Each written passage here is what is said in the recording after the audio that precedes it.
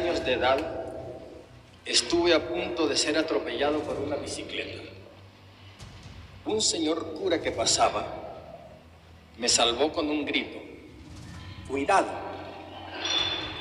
El ciclista cayó a tierra. El señor cura, sin detenerse, me dijo: ¿ya vio usted lo que es el poder de la palabra? Ese día lo supe. Ahora lo sabemos, además, porque los mayas lo sabían desde los tiempos de Cristo y con tanto rigor que tenían un Dios especial para las palabras. Nunca como hoy ha sido tan grande ese poder. La humanidad entrará en el tercer milenio bajo el imperio de las palabras. No es cierto que la imagen esté desplazándolas ni que pueda extinguirlas. Al contrario, está potenciándolas. Nunca hubo en el mundo tantas palabras con tanto alcance, autoridad y albedrío como en la inmensa Babel de la vida actual. Palabras inventadas, maltratadas o sacrificadas o sacralizadas por la prensa, por los libros desechables, por los carteles de publicidad, habladas y cantadas por la radio, la televisión, el cine, el teléfono, los altavoces públicos, gritadas.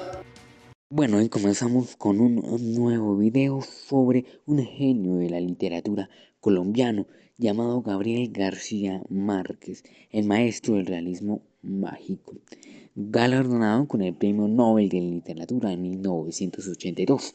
La obra de Gabriel García Márquez mezclaba elementos mágicos y oníricos con relatos de la vida cotidiana. La localidad colombiana de Aracataca posiblemente sería totalmente desconocida para cualquiera que no hubiera nacido en este país, si no fuera por una sola cosa. Esta población es el lugar de nacimiento de uno de los grandes nombres de la literatura de todos los tiempos, el laureado autor de 100 años de soledad y el ganador del Premio Nobel de la Literatura, Gabriel García Márquez, que nació allí el 6 de marzo de 1927. Pero bueno, tenemos que decir que cualquier persona y cualquier autor de historias o una persona necesita influencias, ¿no? Pues Gabriel García Márquez tenía una influencia, eran los abuelos. Papelo, así llamaba el pequeño Gabriel a su abuelo, un coronel de ejército colombiano que influyó profundamente en su futuro visión del mundo. De hecho, fue su abuelo quien le enseñó el milagro del hielo, un elemento repleto de simbología para el escritor, lo cual puede apreciarse en sus obras. También era Papelo quien llevaba al pequeño Gabriel al circo cada año y quien le había consultado el diccionario siempre que desconocía alguna palabra.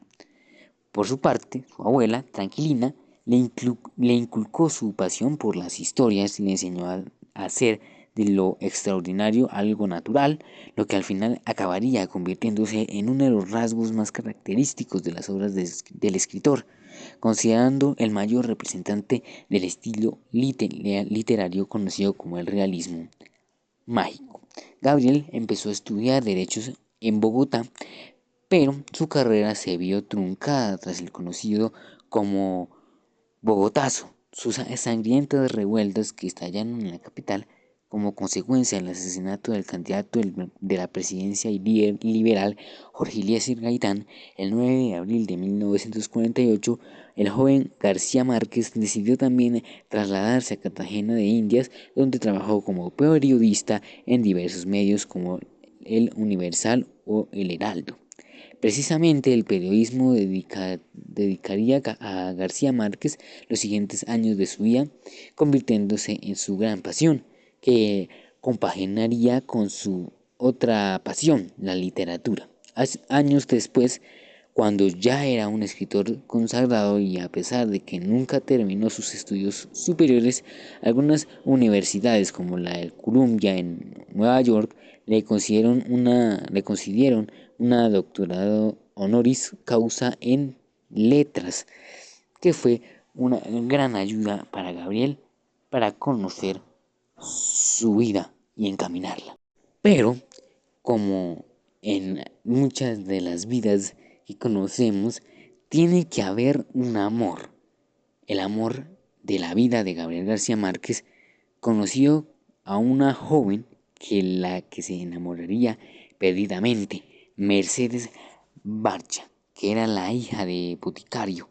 En ese momento se prometía a sí mismo que le convertía en su esposa tan pronto como pudiese.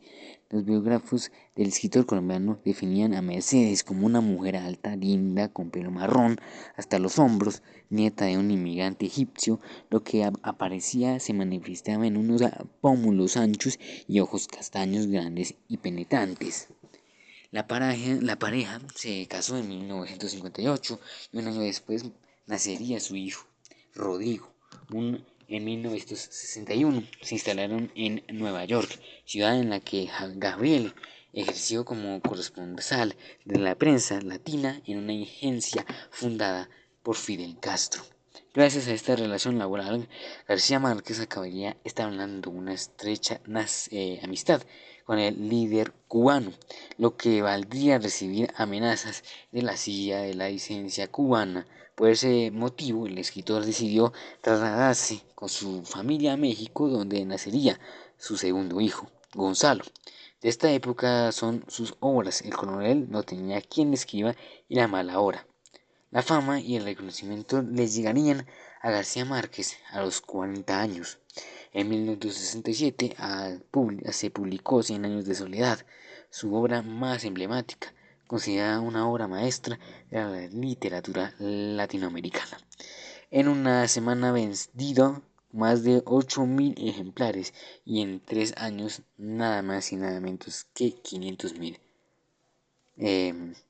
ejemplares. Durante un baile estudiantil, Gabriel conoció a una joven la que se enamoraría perdidamente, Mercedes Barcha, que era la hija de un boticario, una escena digna de sus obras. Traduciría a más de 25 idiomas. 100 años de soledad ganó 6 premios internacionales. En 1969 obtuvo un Cianciano apreciado en Italia y en 1970 fue escogido por los lectores como uno de los mejores 12 libros del año en el Estados Unidos. 2 años más tarde fue galardonado con el Premio Internacional de Novela Rómulo Gallegos, allí como el Premio Internacional Neustadt de Literatura. Como ya había dicho, existen algunas obras para el recuerdo de Gabriel García Márquez. No solo Cien años de soledad representó un punto de inflexión en la carrera literaria de García Márquez. A partir de aquí empezó a desarrollar un talento con obras como El relato de un náufrago y El otoño del patriarca. También publicó numerosos ensayos en los que empezaba sus ideas políticas de izquierda, lo que valió bastantes críticas tanto por parte de algunos gobiernos como también de una pujante clase media latinoamericana que se decantaba por el liberalismo. Crónica de una muerte anunciada, publicada en 1981, sería una obra fundamental en su carrera. De hecho, fue el trampolín que lo lanzó hasta la consecuencia del Premio Nobel de Literatura en 1982.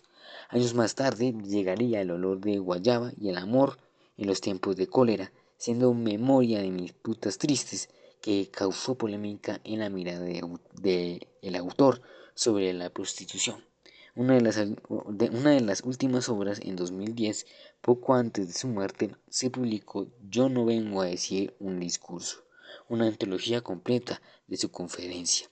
La vida de Gabo, como era conocido familiarmente, empezó a apagarse lentamente en 1999, cuando le diagnosticaron un cáncer linfático gracias a una quimioterapia. La enfermedad parecía remitir, momento que aprovechó Gabo para escribir sus memorias que publicaron en 2003, a los que tituló Vivir para contarla. En una entrevista concedida al diario El Tiempo en Bogotá, el escritor confesó: reduje al mínimo las relaciones con mis amigos, desconecté el teléfono, cancelé los viajes y todo tipo de planes actuales y futuros, y me encerré a escribir todos los días sin interrupciones. Asimismo, en esa misma entrevista García tuvo que declarar que no era el autor de un poema titulado Marioneta, que el periódico peruano La República había publicado en 2000 atribuyendo al escritor. Según el periódico, se trataba de la despedida del escritor consciente de su cercana muerte.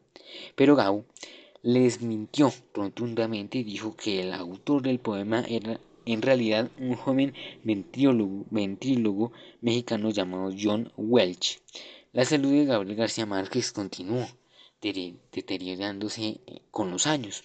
Según declarando su propio hermano Jaime en 2012, Gabo sufría demencia, infección y de deshidratación. A pesar de que parecía responder bien a las medicaciones, la salud del autor colombiano era cada vez más débil y su vida se apagó el 17 de abril de 2014 a los 87 años. La influencia de la obra de García Márquez en la literatura universal es innegable, tanto que su conocimiento se considera ineludable para la futura generación de autores. Incluso escritores cuya lengua no es el español han convertido a García Márquez en un autor de referencia.